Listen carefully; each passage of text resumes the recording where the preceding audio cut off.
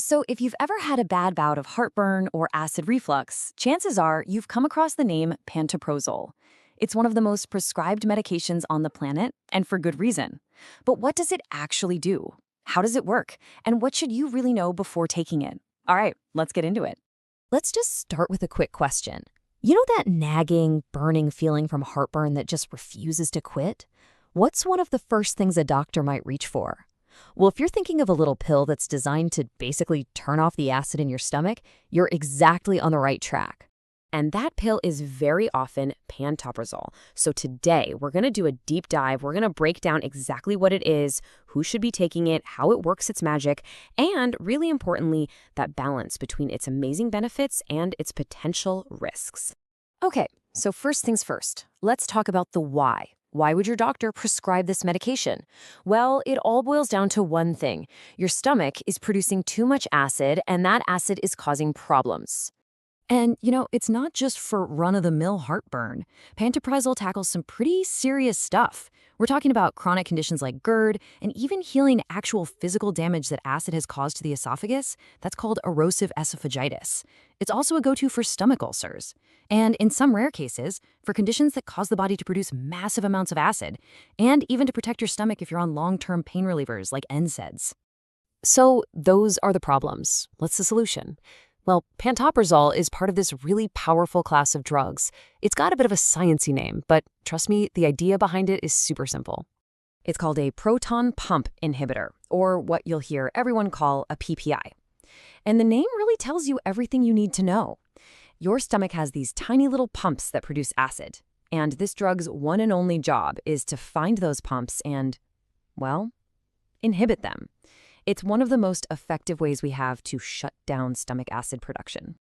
You might be thinking, wait, isn't that like Prilosec or omeprazole? And you're right, they're in the same family, but there are some key differences. Here in the US, you need a prescription for pantoprazole, while you can grab omeprazole over the counter. Pantoprazole is also used a lot in hospitals as an IV. And a really practical difference is how you take it. Pantoprazole is a bit more flexible. You can often take it with or without food, while omeprazole really works best if you take it about 30 to 60 minutes before you eat. So, how in the world does this pill know where to go to turn off the acid? This is where the science gets really cool. The way it works is incredibly specific. Let's try an analogy.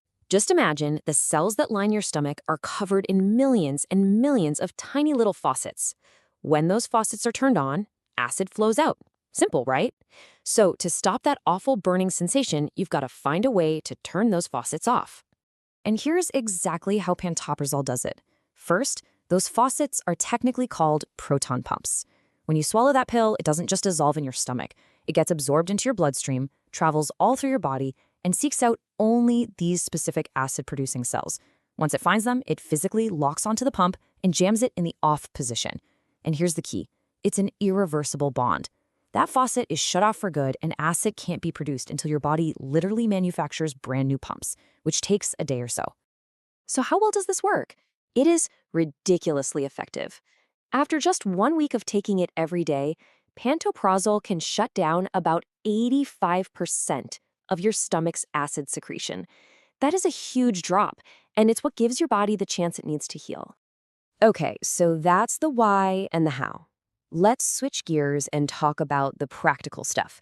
If this is a medication you're taking, what are the absolute must-knows for using it safely and getting the most out of it? Now, of course, the dose is going to depend completely on what you're treating.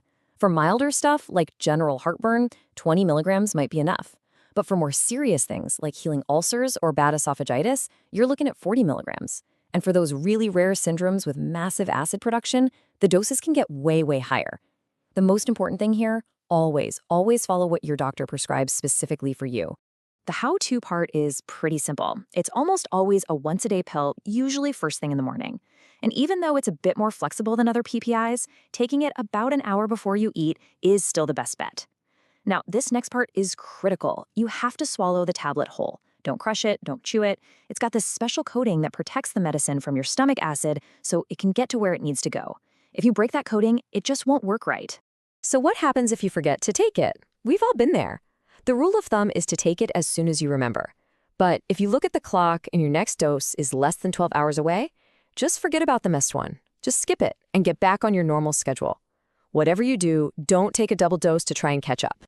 All right, let's have a frank conversation. No medicine is perfect, and none come without some potential downsides.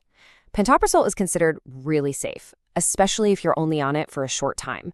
But it is so important to talk about the potential risks, especially when we're talking about long-term use. So, in the short term, the side effects are usually pretty mild. It's mostly the stuff you'd kind of expect from a medicine that messes with your digestive system, right? So, we're talking about things like headaches, maybe some diarrhea, an upset stomach, or nausea. For most people, this stuff is totally manageable and it often goes away on its own. The much bigger conversation, though, is about what happens when you take these drugs for years. Regulatory bodies like the FDA have pointed out a few potential long-term risks. Things like a higher chance of getting a nasty intestinal infection called C. diff. There's also some concern about an increased risk of bone fractures. And it makes sense, right? Stomach acid helps us absorb nutrients. So if you lower it for a long time, you can end up with deficiencies in things like vitamin B12 and magnesium. And this quote from a medical journal really nails the modern approach. It says, doctors need to be vigilant and use PPIs only when indicated. The point isn't to scare people away from these incredibly helpful drugs. The point is to be smart about it. We need to make sure the reason for taking it outweighs any of these potential long-term risks.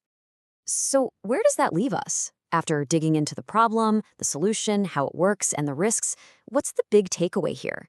How should we really think about a drug like a pantoprazole? Here's the bottom line. Pantoprazole is an incredibly effective, powerful tool for getting stomach acid under control and healing the damage it causes. There's no doubt about that. But, like any powerful tool, you have to use it correctly. The guiding principle for both doctors and patients should be, use the lowest dose that works for the shortest amount of time that's necessary. And that really leads us to one last big question that we should all be thinking about. With these medications being so common, how do we make sure that this powerful tool is being used wisely and only when it's absolutely necessary?